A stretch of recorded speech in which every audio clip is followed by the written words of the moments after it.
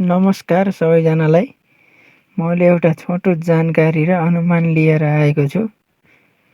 2082 सालको EPS Korea manufacture सेक्टरको नयाँ form कहिले खुल्ने भन्ने विषयमा 2082 सालको इपिएस कोरिया म्यानुफ्याक्चर सेक्टरको नयाँ फर्म कहिले खुल्ने भन्ने विषयमा हालसम्म कुनै आधिकारिक सूचना प्रकाशित भएको छैन। तर विगतको वर्षहरूको आधारमा अनुमान गर्दा असार महिनातिर जुन जुलाई 2025 फर्म खुल्ने सम्भावना उच्च छ। विगतका वर्षहरूको आधारमा अनुमान गर्दा 2080 साल इपिएस टपिकको आवेदन पुस 2 देखि पुस 6 सम्म खुलेको थियो। 2081 सालमा पनि फर्म असार साउन महिनातिरै खुलेको थियो। त्यसैले 2082 सालमा पनि असार महिनातिर फर्म खुल्ने सम्भावना छ। तर यो केवल अनुमान र आधिकारिक सूचना हुनु आवश्यक छ। आधिकारिक सूचना कहाँ हेर्ने, कसरी थाहा पाउने?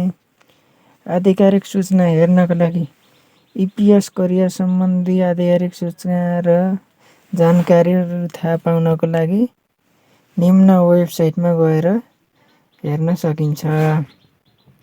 EPS Nepal official website, EPS topic HRD Korea, department of foreign employment डिओएफईमा हेर्न सकिन्छ। त्यसैगरी तयारी कसरी गर्ने? फर्म खुलेपछि फर्म खुल्ने बित्तिकै आवेदन दिन सक्ने गरी तयारी गर्न निम्न कुरामा ध्यान दिन सकिन्छ।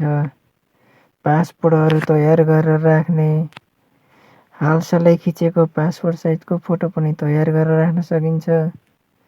अनि त्यसैगरी अनलाइन आवेदन प्रणाली इपिएस नेपाल अनलाइन एप्लिकेसन सिस्टममा खाता बनाउन सकिन्छ। र अन्य आवश्यक जानकारीको लागि वा एक्जाम सम्बन्धी कुनै जानकारी आएमा हामीले यसै च्यानल मार्फत जानकारी दिन सकिन्छ। त्यसैले हाम्रो युट्युब च्यानललाई सब्स्क्राइब गरिदिनु होला। धन्यवाद। आजको लागि यति नै।